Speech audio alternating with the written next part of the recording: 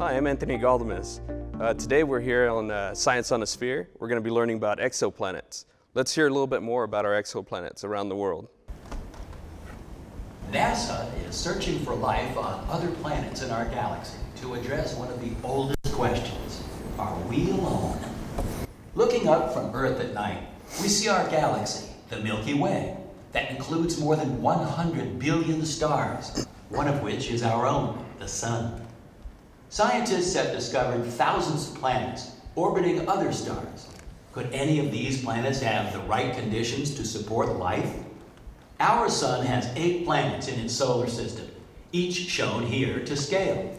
Only one planet has just the right conditions to support life as we know it. Why? Water is essential to all known forms of life. Scientists call a planet with the right conditions for liquid water a Goldilocks planet. Remember the children's story where Goldilocks went searching for porridge that was not too hot or too cold, but just the right temperature? If a planet is too close to the Sun, it is too hot and any water would evaporate. Too far away, the planet is too cold and the water would be ice. Earth's nearest neighbor, Venus, is the right distance from the Sun. A recent study found that being closer to the Sun caused Venus to lose its water during formation. Today, the atmosphere on Venus is mostly carbon dioxide, which traps heat. Its average temperature is almost 900 degrees Fahrenheit, much too hot for water in any form. Earth's other neighbor, Mars, is further from the Sun and has little atmosphere. Could life exist there? During the day, Mars is a comfortable 70 degrees Fahrenheit near its equator, but drops to minus 100 degrees at night, well below the freezing temperature of water. NASA's Journey to Mars mission is looking for clues of past or present water and life.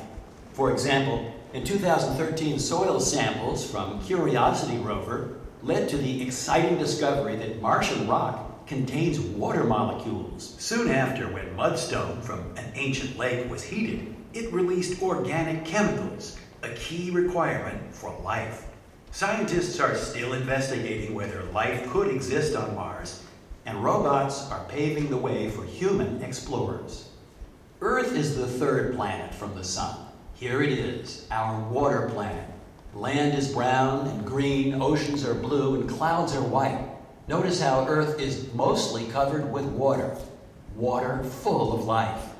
Earth is a Goldilocks planet, the right distance from the Sun for temperatures that allow liquid water, and the right size to hold an atmosphere with the right chemical composition and energy sources to sustain life.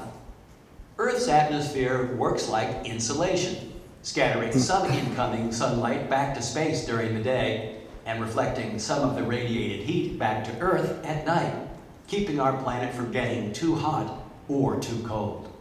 About 50% of incoming solar energy reaches the Earth's surface. The rest is either scattered back to space by clouds and surfaces that reflect light or absorbed by our atmosphere. Energy reaching the Earth's surface warms the land and oceans. The Earth radiates this heat towards space and loses the rest by thermal conduction, convection, and evaporation. Some outgoing heat is absorbed by clouds and gases in the atmosphere and re-emitted back to Earth, keeping it from getting too cold at night. We call this balance of incoming and outgoing radiation Earth's energy budget. Day-night temperatures on Earth vary as little as 1 degree Fahrenheit over the oceans to 50 degrees or more over deserts.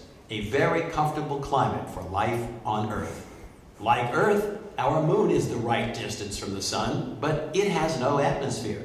Without an atmosphere, the temperature extremes vary from more than 200 degrees Fahrenheit in sunlight to less than minus 300 degrees in the shade, making it too hot and too cold for liquid water. Are there any other planets like Earth out there? NASA continues to explore our solar system and others. Planets around other stars are called exoplanets. Those in the Goldilocks zone of their stars are prime candidates for having liquid water and maybe life. Scientists are studying space telescope data on thousands of exoplanets recently discovered in the Milky Way. As we search for life on other planets in our galaxy, NASA continues to monitor Earth using sensors and satellites. This is the Aqua satellite in its daily orbit around Earth, collecting information about water, plants, and gases. From the top of our atmosphere to the bottom of our ocean, there is still a lot left to learn about the processes that support life on Earth.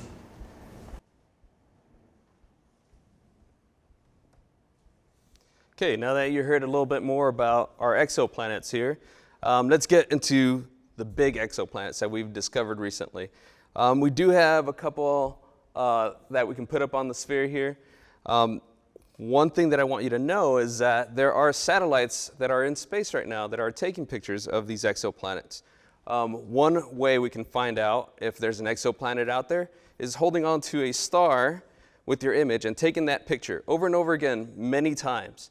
Now, if a planet or an exoplanet goes right in front of that star, our satellites start taking the pictures. So we monitor how fast is this planet going, how big this planet is going, and it also dims the sun's light. Now, let me give you an example. There is a solar system called Trappist. The red star is what we're looking at, and we're taking those pictures. The transit is when that planet or a planet in its solar system goes across that star. When we find out how big this planet is, it sends back the information back to us.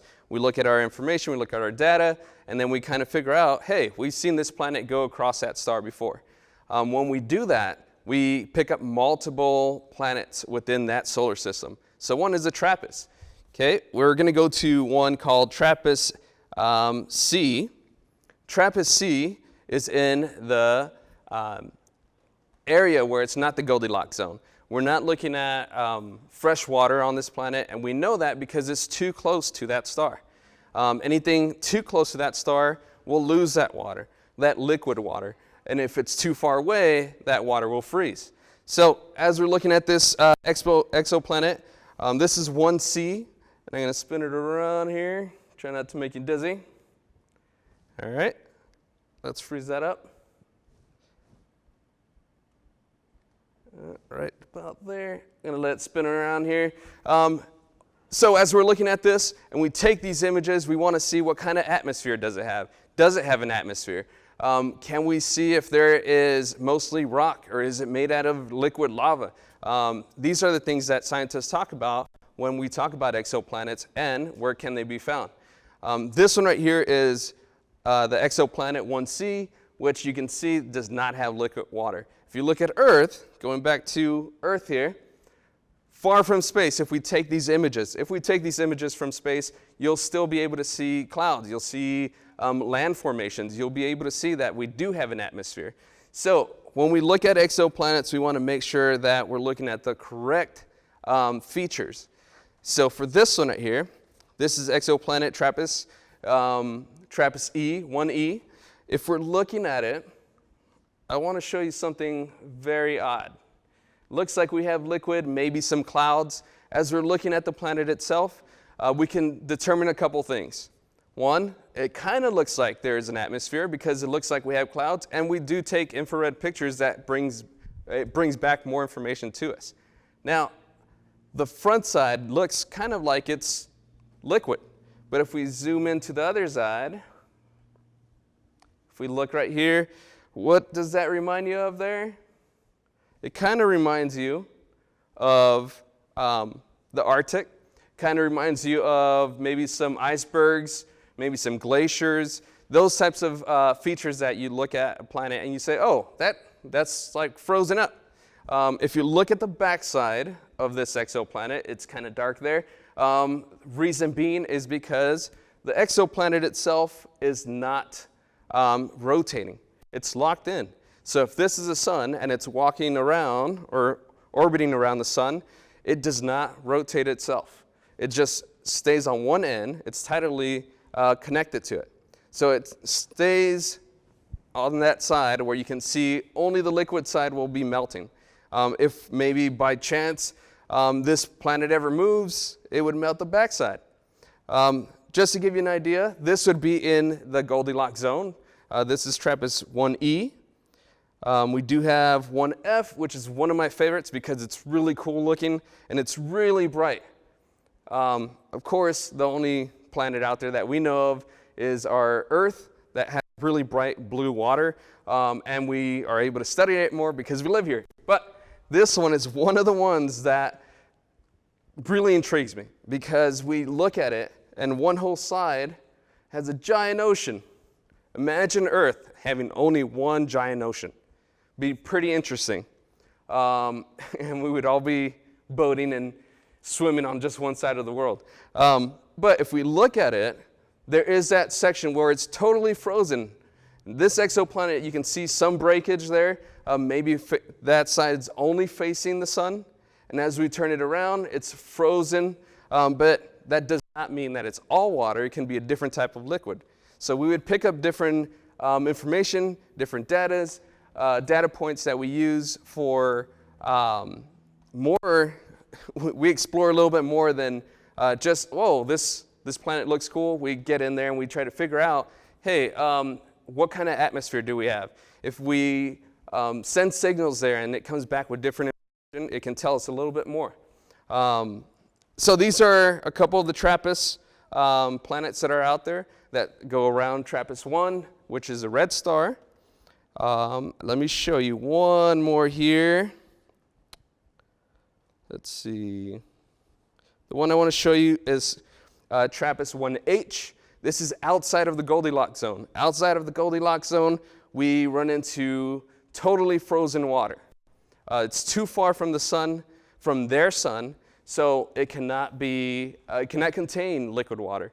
A couple different things that you want to look at is, can it be water? Can it be liquid? Any other type of gases that can get caught up? Kind of like Mars that has polar caps that jets out carbon dioxide. What information can we do or can we observe from this? A couple different things that I want to show you here with this planet is that it's way out. So if we look at this, it would be kind of like the Pluto of our solar system. Not all solar systems are the same, so we're still finding out more information as we go through it. But I do have a really cool activity for you, a really cool activity that talks about exoplanets. NASA and JPL, the Jet Propulsion Laboratory, put out some really cool posters that we kind of gave us an idea of what those exoplanets were really like. Some of the exoplanets that I have, it gives you an idea of what that planet would look like if we ever got to it and we were able to land there. They do have one that's called the Kepler 186F, which is really cool because the Kepler is the satellite that picked it up. They were able to send information back. And one thing that I really want to show you here is that one side of this picket fence, it's all red on one side. Okay? The picket fence itself, that's one of those things that you kind of have to use your imagination on how it got there. But where the grass is always redder on the other side. Okay? You do have a couple of them that we talk about just regular planets. Some posters that give you an idea of how it would be like on this planet. So we have Jupiter. Experience the mighty auroras of Jupiter. And it looks like they're on still hot air balloons maybe with capsule in there. A couple different ideas. There's one that came out that I really enjoyed that came out during the Halloween time. It's called the Galaxy of Horrors. And this is based off a real planet that we got information with our satellites. There's one, it's called the HD 189733b. I know it's really long, but it's the nightmare world of the number I just gave you there. It's the HD 189733b. Say that 3 times fast. It presents the reigns of terror. And this planet here is just full of glass in its atmosphere, and it's windy. So it's kind of like basically all day long there's glass just flying everywhere on that planet. You can see online, we're going to set up a couple different websites there that you can click on, and on that website you can see if you really enjoy these posters. There's some that are out there, but the activity that I really want you to get into is I want you to create a poster of a planet that you think you might be able to discover in the future. One thing is put your name on it, put the name of the planet, what it would be. I got an example here that I had before. It was a planet full of cats. I know there's a lot of cat lovers out there. But understand the atmosphere. That's what we're really looking at. What would this atmosphere look like? If we're talking about Earth, what would it have? Would it have clouds? Would it have glaciers? What type of habitats? What type of ecosystems would you see there? All that from just your poster. So if you're going to go out there and make a poster that really, really, really tells you what you discovered, we kind of want to see what that is. You can even add a small caption there, what type of planet you discovered. Thank you for joining us today. This was a presentation on your exoplanets. Let us know if you have any questions. If you have any questions on exoplanets, we can put them out there for you. If you have any comments, let us know. Thank you for being here with us today.